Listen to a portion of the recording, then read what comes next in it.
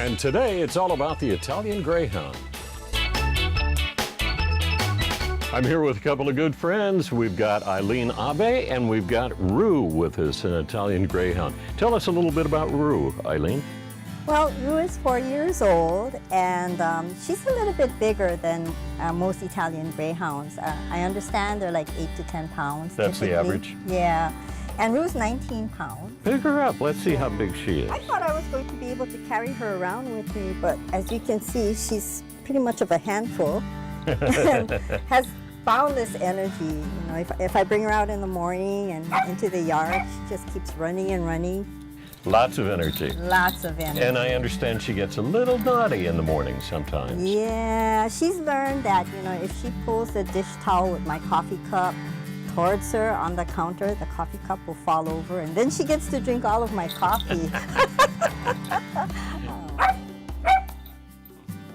Caffeine is probably the last thing an Italian Greyhound needs.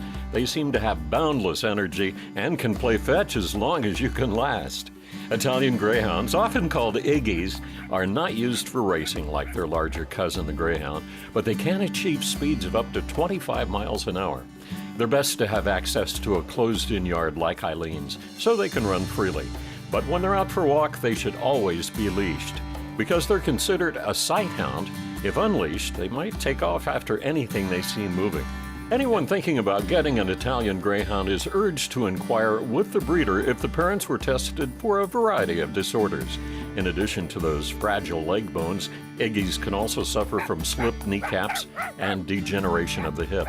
They're susceptible to periodontal disease, and their teeth should be brushed daily, and they can also develop some thyroid problems.